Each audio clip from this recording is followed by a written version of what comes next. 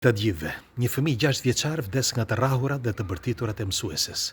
Ka ndodhur para pak ditësh në Indi dhe unë doja që ta diskutoja me ju. Ka ndodhur në datën 20 gusht, sepse fëmija 6 vjeçar, ashtu si fëmijët e tjerë, përgatiten që të shkojnë në shkollë dhe i çojnë paraprakisht që të mësojnë. Ti si prind çon fëmijën ashtu me dashuri si ti e rrit fëmijën tënd që edhe një mësuese ose mësues ta edukoj atë me dashuri dhe ti e çon me dashurinë më të madhe tek ajo shkollë. Dhe mësuesja çfarë bën? E rrek sepse mendon që me të rrahura mund të mësoj fëmia. Më thoni ju, kush ka mësuar me të rrahur? Askush. Ku janë vendet më të zhvilluara? Në lindje, në Indi, apo është në perëndim? Pikërisht pra, kjo është diferenca. Dhe ndaj ne duhet ta diskutojmë. Si gjithmonë, kush është rastisht nëse nuk e keni bërende, lidhuni me këtë faqe që të shihemi sërish dhe faleminderit që jemi për bashkë. Djaloshi i vogël, fëmia i vogël, 6 vjeçar, quhej Pranay.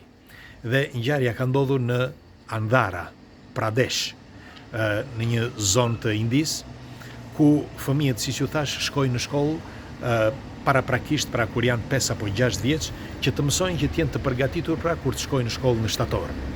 Dhe para pak ditësh i quan prindrit për të mësuar pra që të përgatiten për t'i çuar në shkollë. Mirë po, ky fëmia i vogël, Pranay, ndoshta nuk ishte si të tjerët, ose ndoshta ishte më i qetë si njeri, sepse tregohet që ishte shumë i ndrojtur dhe nuk mësonte si gjithë të tjerët.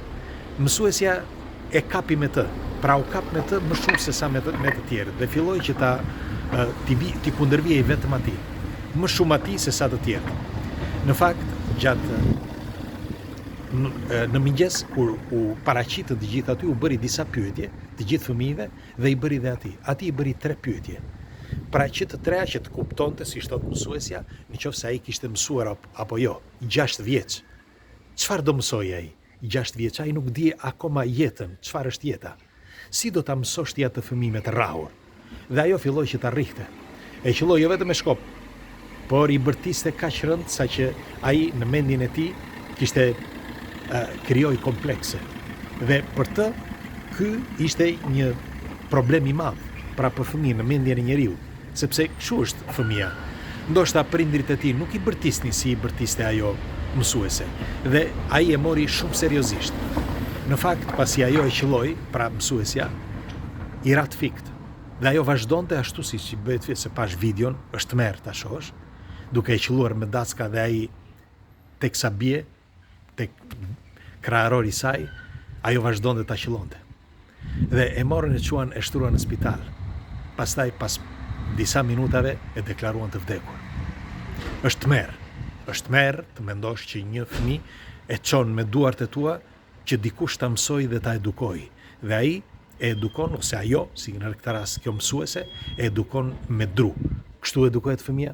Sa i zoti je ti, ose sa e zonja je ti të edukosh një fëmijë në këtë të moshës 6 vjeç. Ju për shembull, nëse e keni vënë re kur keni, sepse padyshim shumë për jush janë prindër, e keni vënë re një fëmijë 6 vjeç që nuk kupton një fëmijë 6 vjeç, 5 apo 6 vjeç. Si do ta kuptoj? Me të rrahur nuk e kupton. Dikush thotë që po një dack thotë e rregullon fëmijën, nuk është kështu. Po ta shikoni, ata që kanë ndryshuar me dashuri, pra me respekt dhe dashuri, që ti e bën që ai të ketë respekt dhe dashuri për ty, është më e vështirë, nuk diskutohet, por ti nëse arrin këtë, ti do shikosh që ai fëmijë do jetë një nga më të mirët në jetën e tij, jo vetëm për të, për atë vet, por do jetë i mirë edhe për ty si prind. Kur ishim të rinj, padyshim një pëllëm mund t'i shkonte sepse e bënin të gjithë, edhe i mat e bënte. Ndonjëherë një pëllëm shkonte, nuk është se rrinte aty, por unë shikoja disa të moshës sime që i rrihnin prindrit, i thoshin shko dhe merr fshikullën aty apo kapzhikun apo rripin dhe rrihte për gjysmore. Dhe po ti shikosh që të gjithë ata, askush nga ata nuk u bë kush. Pse? Sepse dikush nga ju do thotë, po jo, ma nuk është vetëm ky problem. Dakor, nuk është vetëm ky problem, por ky është kryesori. Sepse ti duhet ta edukosh një fëmijë me respekt dhe dashuri. Kur ti edukon me respekt dhe dashuri, ti do ta lësh që ai të nxjerrë vetveten, të nxjerrë maksimumin. Sepse ai kur nuk do ta nxjerrë maksimumin nëse ti e rre. sepse ka gjithmonë frikë. Dhe ai do ketë frikë gjithmonë në jetë. Unë nuk jam psikolog, kam studiuar për psikologji, por nuk jam psikolog, nuk jam mjek. Por këto që po ju them janë eksperienca personale dhe për më tepër janë të dokumentuara. I shihni gjithandej.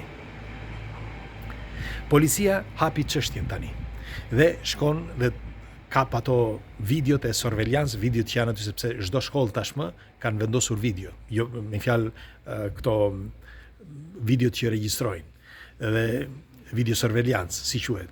Dhe është në të gjitha shkollat, jo vetëm në Indi, por tani edhe në Kinë, në Rusi, në disa vende. Bile tani po mendon dhe Evropa që të vendosi telekamera në të gjitha shkollat.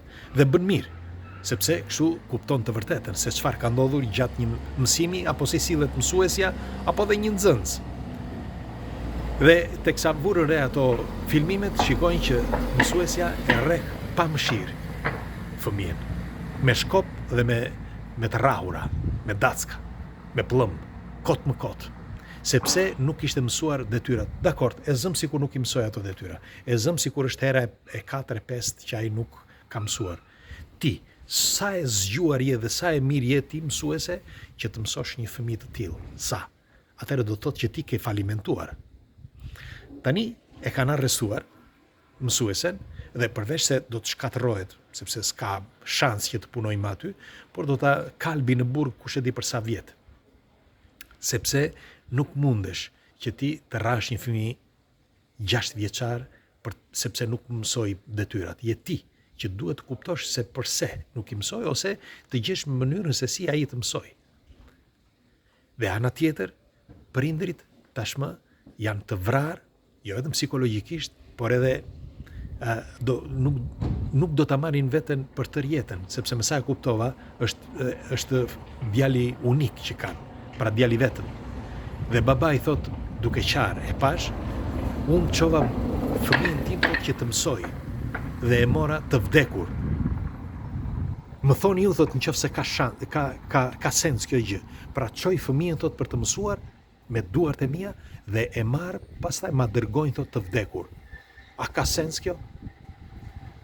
Në kohën e komunizmit, nëse mbani mend, i rreshtonin të gjithë aty dhe fillonin që i qellonin nga duart.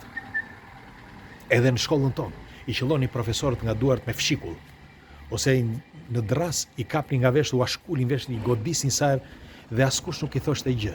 Sepse Enver Hoxha me komunistët e tij e qelbën gjithë Shqipërinë. Askush nuk u bë, as shkencëtar, as i njohur, askush nuk u bë.